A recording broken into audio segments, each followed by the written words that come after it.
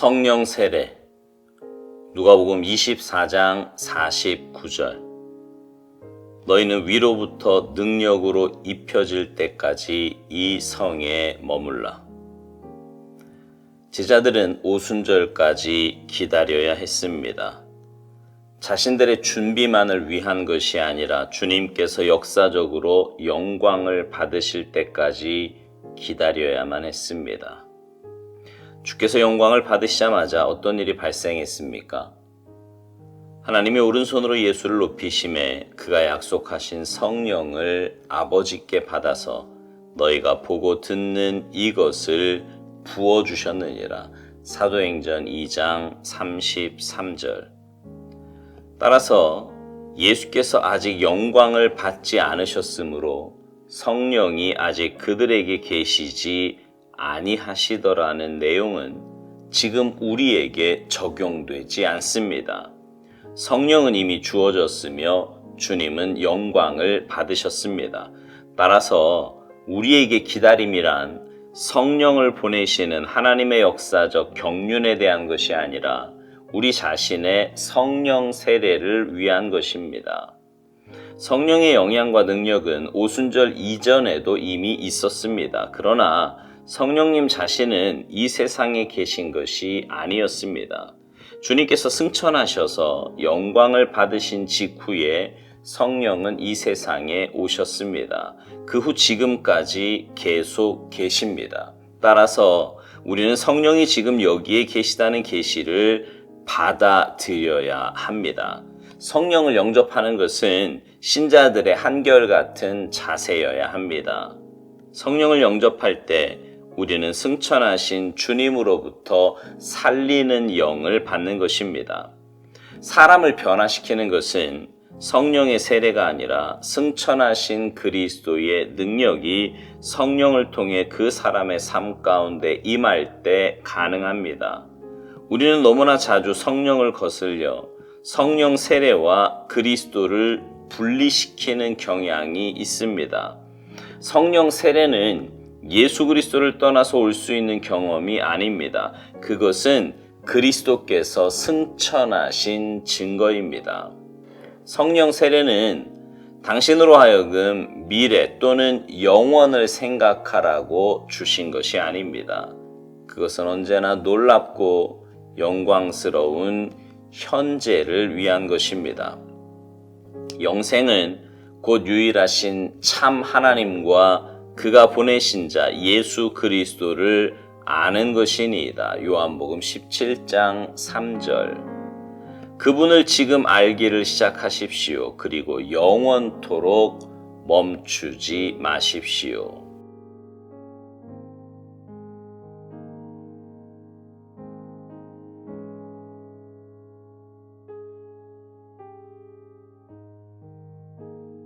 삼위일체 가운데 가장 많은 오해를 받는 분이 바로 성령 하나님이신 것 같습니다. 예전에 부흥사 목사님들이 성령 받아라 하면서 무슨 물건 집어던지듯이 액션을 취해서 성령님이 무슨 물건인 양 착각하기도 했습니다. 또 성령 충만을 받는다는 것이 어떤 비인격적인 행위를 해도 용납이 되는 것 같은 착각에 빠지기도 했습니다. 그러나 성령 하나님은요, 다른 분, 그러니까 성부 하나님, 성자 예수님과 같이 지극히 인격적인 분이시고 전능하신 하나님이십니다. 사도행전 1장에 보면 예수님이 이 땅에 오셔서 사역을 마치신 이후에 하늘로 승천하시면서 성령님을 보내주실 것을 말씀하십니다. 그러면서 기다리라고 말씀하시지요. 그리고는 오순절 마가의 다락방에 모인 120문도들에게 그 약속의 말씀대로 성령님이 임하셨고 그들은 성령의 충만을 받고 성령님이 말하게 하심을 따라 다른 언어들로 말하기 시작하였습니다. 그 사건 이후에 베드로의 오순절 설교에서 이런 말을 합니다. 사도행전 2장 33절인데요. 하나님이 오른손으로 예수를 높이심에 그가 약속하신 성령을 아버지께 받아서 너희가 보고 듣는 이것을 부어주셨느니라. 주님 이 땅에서 구원 사역을 다 마치신 후에 승천하심으로 영광을 받으시자 성령님께서 약속의 말씀대로 이 땅에 오신 것입니다. 오순절 성령님의 임재 사건 이후로 이제 이 땅에는 성령님께서 우리와 늘 함께 하십니다. 그렇다고 누구나 그분과 함께 한다는 것은 아니에요. 오순절 베드로의 설교에서 말씀한 것과 같이 회개하여 각각 예수 그리스도의 이름으로 세례를 받고 죄사함을 받으면 성령의 선물을 받게 되는 것입니다. 흔히 말하는 성령 세례는 그때 임하는 것입니다. 성령님께서 이 땅에 계시다는 사실을 우리가 믿고 받아들여야 한다고 오스왈드 목사님은 말합니다. 성령님을 영접하는 것은 신자들의 한결같은 자세여야 한다고요. 그러면서 성령을 영접할 때 우리는 승천하신 주님으로부터 살리는 영을 받는 것이라고 말합니다. 그렇습니다. 우리가 회개하여 주님을 영접하면 주님께서 보내신 성령님이 우리 안에 임재하게 됩니다.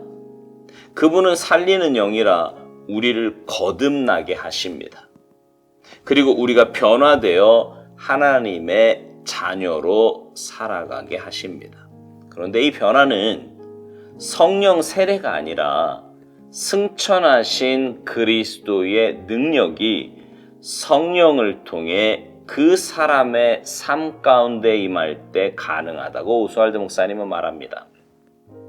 굳이 이렇게 성령 세례와 그리스도의 능력을 나누는 것은 우리가 그런 잘못을 범하기 때문입니다. 오스왈드 목사님 말대로 성령 세례와 그리스도를 분리시키는 경향이 있어요. 사실 그렇게 나눌 수 있는 게 아닌데 말입니다. 삼위일체라고 하니까 전혀 다른 세 분이 한 분인 것처럼 생각하는데 아닙니다. 세 분이 분리할 수도 또 그렇게 생각해서도 안 되는 분이에요. 그런데 우리는 예수님은 이 세상에 오셔서 십자가 지신 분, 성령님은 내 안에 오셔서 역사하시고 능력을 주시는 분, 하나님은 저 높이 저 멀리 하늘에 계신 분, 이렇게 말입니다. 근데 아니에요. 오스왈드 목사님 말대로 성령 세례는 그리스도께서 승천하신 증거예요. 그러니까 우리의 삶의 변화는 주님의 역사하심이요 성령님의 역사하심이라는 겁니다. 오스왈드 목사님은 묵상 마지막 부분에서 이런 말을 하지요. 성령 세례는 당신으로 하여금 미래 또는 영원을 생각하라고 주신 것이 아니라 언제나 놀랍고 영광스러운 현재를 위한 것이라고요. 우리가 예수 믿고 성령님을 모시고 사는 삶의 끝은 분명 천국입니다. 천국이에요. 그래서 많은 사람들이 예수 믿는 이유를 천국에 가려고 믿는다고 말합니다. 맞는 말이지요.